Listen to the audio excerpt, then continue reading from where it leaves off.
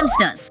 इस हफ्ते की एकेडमी में हम उन प्रमुख घटनाओं पर एक विशेष नजर डाल रहे हैं जिसने 2024 में क्रिप्टो दुनिया को आकार दिया। ये साल ऐसा लगा जैसे किसी भूल भुलैया में भागता हुआ हैमस्टर नए रास्तों और रुकावटों से भरा हुआ। अब तो रोमांच का एहसास पहले से ही महसूस हो रहा है। चलिए 2024 को आकार देने वाले 5 सबसे प्रमुख घटनाओं को देखते हैं। 2024 की शुरुआत काफी मजबूत रही, जैसे कोई हैमस्टर सालों तक गोल गोल चक्कर काटने के बाद आखिरकार एक ऐसा पहिया ढूंढ लेता है जो उसके लिए पूरी तरह से सही तरीके से बनाया गया हो। हाँ, यह क्रिप्टो ETFs का साल था।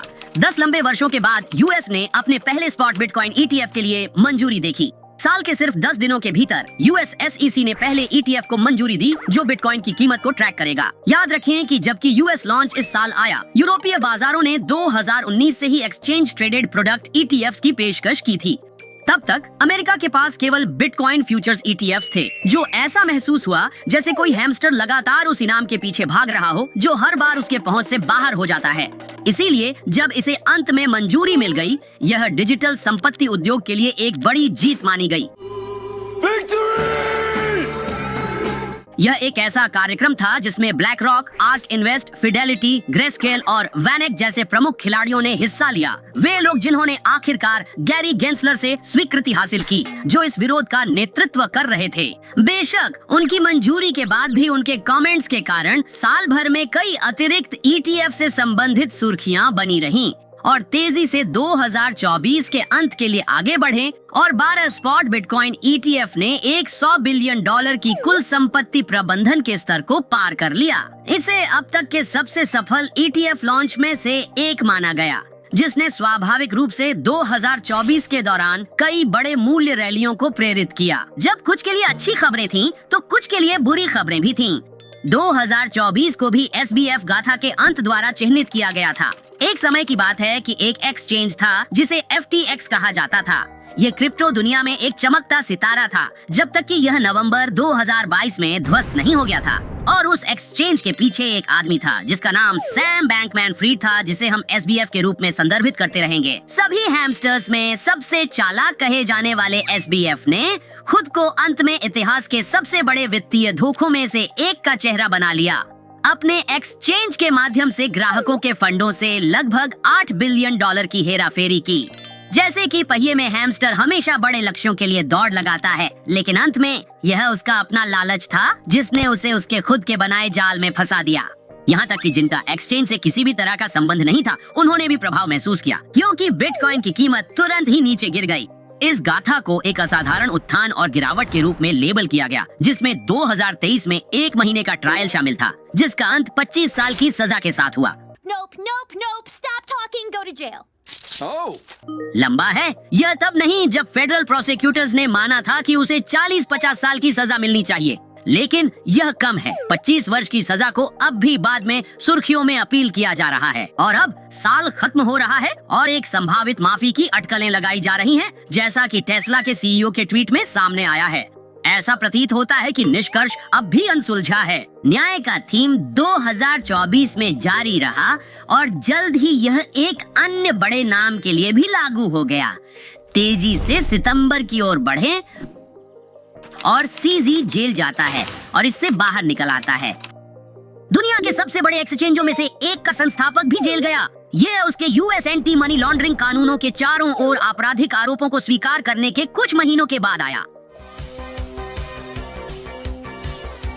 लेकिन शायद जैनेट येलेन, जो ट्रेजरी सेक्रेटरी है, उन्होंने सबसे अच्छा कहा, बाइनेंस की जानबूझकर की गई विफलताएं आतंकवादियों, साइबर अपराधियों और बाल दुराचारियों को अपने प्लेटफॉर्म के माध्यम से पैसा भेजने की अनुमति देती थी, जिससे उसे नवंबर 2023 में एक्सचेंज के CEO के रूप में पद छोड़ने के लिए प्रेरित किया गया। फिर उसकी 36 महीने की सजा को 4 महीने की सजा में घटा दिया गया। यह एक पहिए में हैमस्टर देखने जैसा था। वह दौड़ता रहा, उपक्रम करता रहा और परिणामों के चक्र में फंसा हुआ लग रहा था।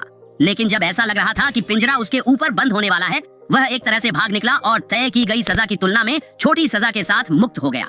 और उसकी सजा की कम अवधि को देखते हुए उसके 4 महीनों की जेल की सजा भी 2024 में समाप्त हो गई। हालांकि उसकी जमानत सौदेबाजी में कहा गया था कि वह कभी भी बाइनेंस के CEO के रूप में सेवा नहीं करेगा। उसे उद्यमिता के केंद्र में लौटने के बारे में बोलते हुए पाया गया। कुछ ऐसा जो 2025 में देखने योग्य हो सकता है शायद। एक साल जब सब कुछ ऊंचाइयों पर था, एक हैमस्टर को उसके पहिए पर दौड़ते हुए प्रत्येक मोड़ के साथ गति प्राप्त करते हुए कल्पना करें। यह 2024 का साल बताने के लिए भी उपयुक्त होगा।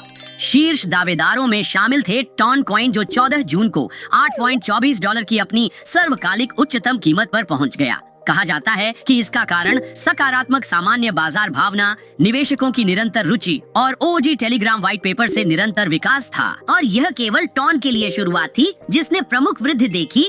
रिसर्च से पता चला कि टॉन इकोसिस्टम ने 100,000 से लेकर 1.2 मिलियन से अधिक दैनिक लेन देन वॉल्यूम में 12 गुना की वृद्धि देखी है।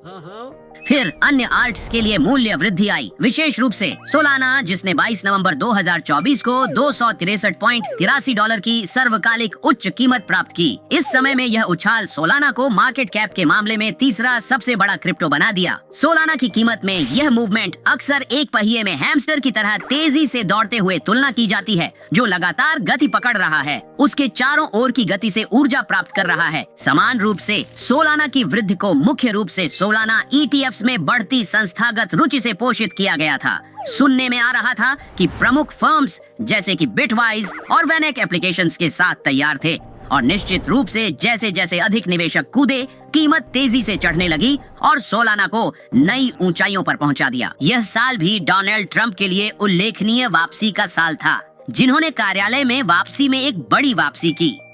क्रिप्टो के लिए यह बहुत बड़ी खबर थी, क्योंकि प्रेसिडेंट के प्रो क्रिप्टो रुख ने परिणाम स्वरूप बिटकॉइन को एक सर्वकालिक उच्च स्तर पर पहुंचाया, और एक और फिर और एक।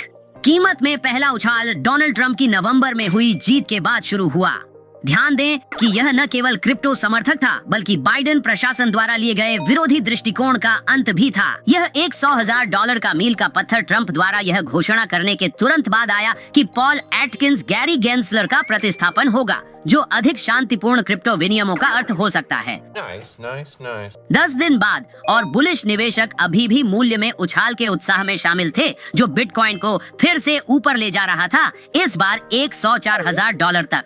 फिर यह $107,000 था, जिसकी पुष्टि ट्रंप द्वारा बिटकॉइन रिजर्व के लिए की गई योजनाओं के बाद पुख्ता की गई थी। बिटकॉइन फिर से $108,268.45 तक तेजी से बढ़ गया, और हालांकि कुछ अल्पावधि में वापसी की अटकलें हैं, इसे आंशिक रूप से देखने की संभावना मिलती है जितने रोमांचक वर्ष के अंत में।